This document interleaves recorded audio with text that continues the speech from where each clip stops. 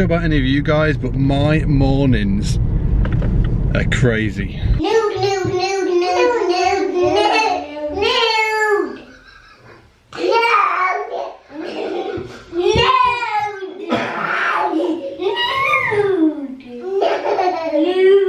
Now I know what you're thinking, why were the kids shouting nude at each other? I have no answer, none at all.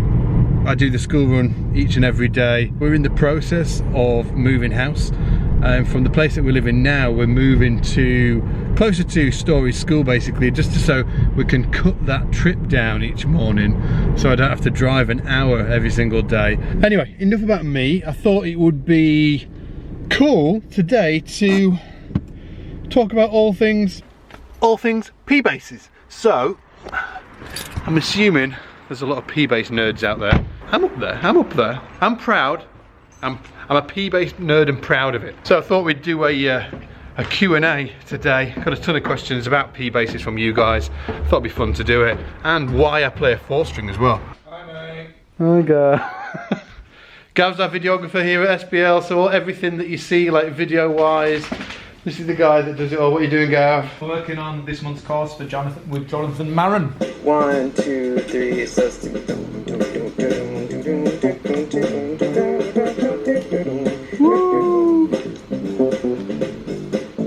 I want my bass. It's a belter. It's a belter. Anyway, if you've not heard Jonathan Maron play, here he is.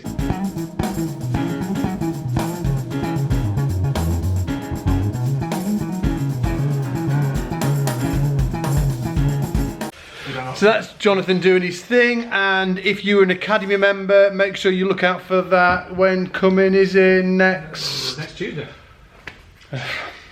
Either next week or the week after. There. Next couple of weeks, look out for it. Okay guys, I thought we'd go a little old school for this one and just a bit of lo-fi. What do you think?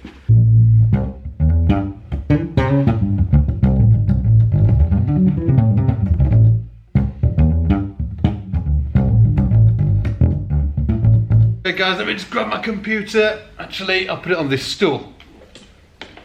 Okay, so Josh Lewis, and Josh is asking, how many P-basses do you own? And which one do you prefer? I own this one, this is a custom shop relic, a heavy relic actually. I've got this one here. This is a Nate Mendel signature bass. I've got this one here, which is a Moulon P-bass. You'll see a lot of guys using them. And I've also got this, which is an Overwater, and this is a really, really cool bass. I'll plug them all in for you so you can, so you can check it out. So let me take you through what I like about these basses. First of all, I love this bass because it looks so cool, doesn't it? Oh, it looks so cool. What I specifically like about this bass is the feel of the neck is really beautiful.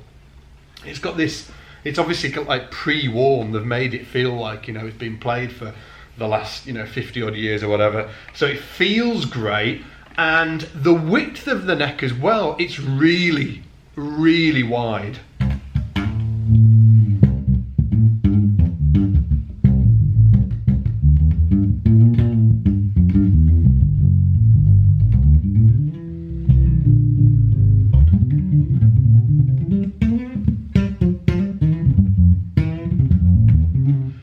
Of getting around the fingerboard, it's not super easy. I like that. Again, I like that restrictive nature. It makes me creative. It makes me think about what I'm playing instead of just filling space with notes, which is what I don't like. This is a really nice bass. It's really simple. Again, one pickup, one volume, one tone.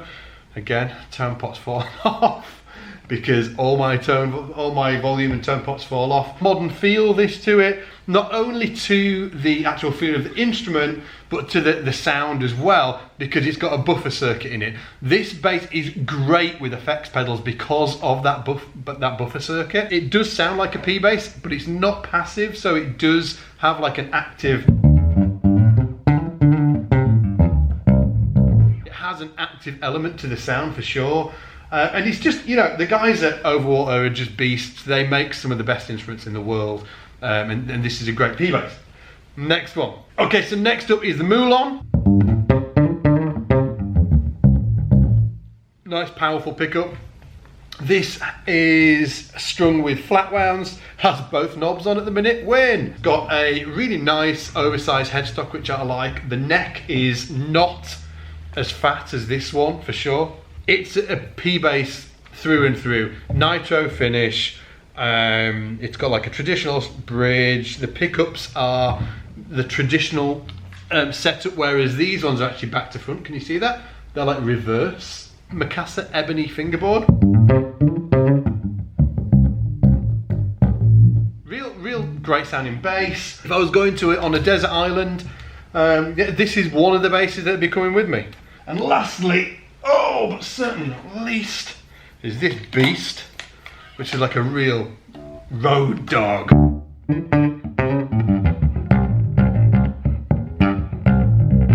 And that's with the tone wide open, then you can have the tone all the way off. And it just does that thing. The pickups are a little bit more pokey than the others. They're Seymour Duncan quarter pounders. The neck on this is quite interesting because it is like a mix between a P and a J neck. So the neck is not as wide as like a traditional P-bass neck, which is this. It's a little thinner, but it's not as thin as a jazz bass neck. And I like that. I don't want a jazz bass neck on a P-bass pickup. I want that restrictiveness. I want it to dig in. I want it to push back against me and go, you look divine. Stop whittling on me.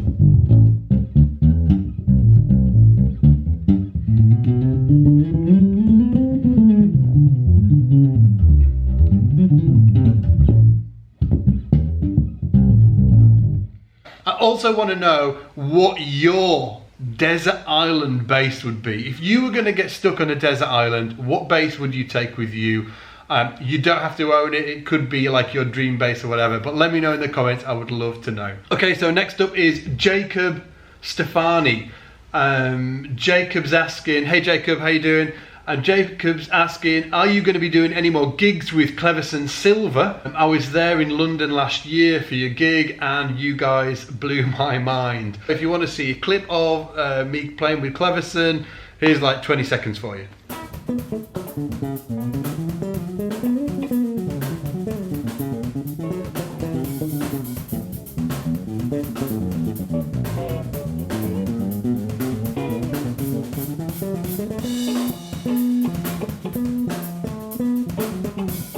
So I've got nothing booked in the diary with Cleverson at all, Jacob, but hopefully when he's over in the UK next, we'll be able to hook up and get some groove going, right? Next up is Xander Peterson. Hey Xander, how you doing? And Xander's asking, why do you always play 4-string basses, ... What's wrong with 5 or 6 strings? I actually do play 5 and 6 string basses, Xander. In fact, my first ever, second bass actually, I tell a lie. My first bass was a Status something or other, and my second bass was a 6-string bass. What I found is that I actually borrowed a bass for a gig one time, and it was 4-string.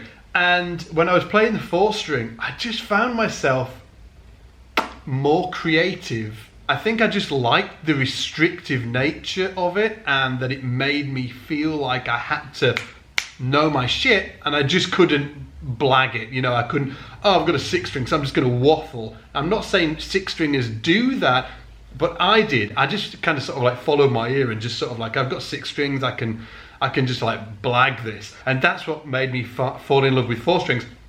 But I absolutely love 5 strings. I love 6 strings as well. All these are just a conduit for what we're trying to express and put forward with our music. So it doesn't matter how many strings it's got, as long as you are, you know, just doing your thing on it. This one's by Edward Wegner. Hey Edward, how you doing? Thanks for leaving the question. And Edward is asking, hey Scott, have you ever suffered from any playing related injuries? Oh yeah. I have been suffering with RSI for the last few months and wondered whether you've had anything similar. I've had like RSI, carpal tunnel syndrome symptoms, a trapped nerve in my neck. I've had back issues. I've got focal dystonia. So yeah, when it comes to, I've had playing related injuries, yeah.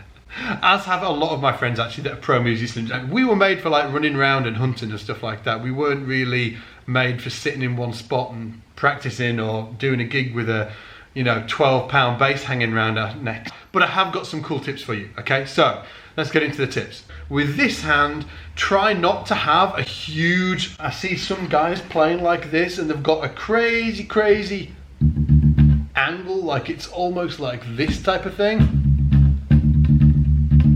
Like that is you're gonna get problems because, you know, your tendons go through and it goes through a bone in your wrist, and if you do this, your tendons are like literally going over that bone. It's, you know, it's bad. Carpal tunnel syndrome is gonna love you if you keep doing that, right? If you watch me play, a lot of the time, my elbow is actually over, it's not like tucked in like this, because if I tuck it in, it does this, but if I push it out like this, my hand basically does that type of thing. So it's just have your elbow far enough out and like rest your arm on this part of the bass there and play over here. If I'm playing on the neck pickup, I'm like this type of thing.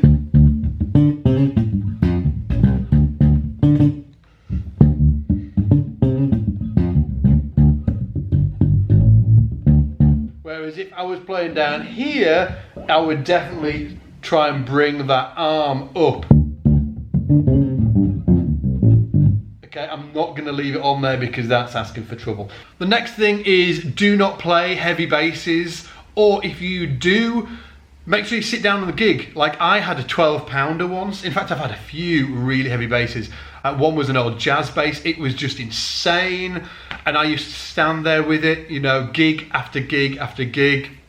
You know, what happened? Well, I started getting back problems. And I should say as well, if any of you are experiencing any numbness in your picking hand, okay, you'll go to the doctor, and a lot of doctors will say, yeah, carpal tunnel syndrome, we need to do this, that, and the other to do it.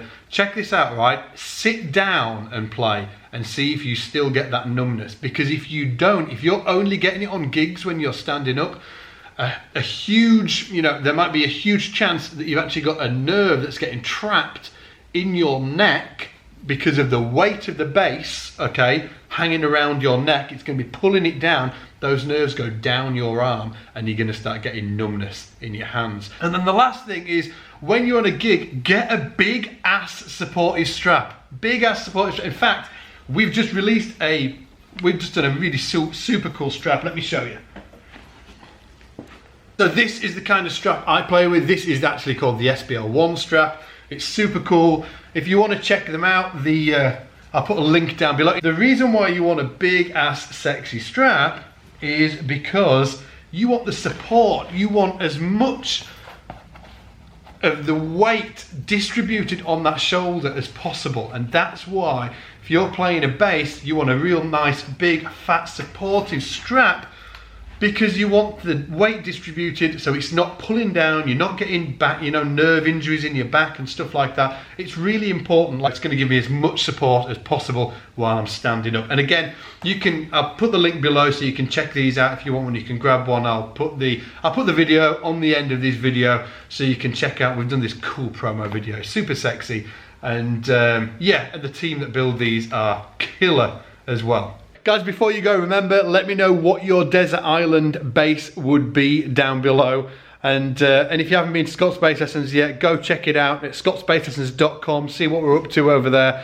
In a nutshell, it is the ultimate online bass school for bass players like yourself that's trying to get your bass playing to the next level. I'm going to leave you with the cool strap promo that we did for the SBL1 strap. And hopefully, if you like it, you'll check. The link is below. Go check them out over on the webpage. And other than that, take it easy, and I'll see you in the shed.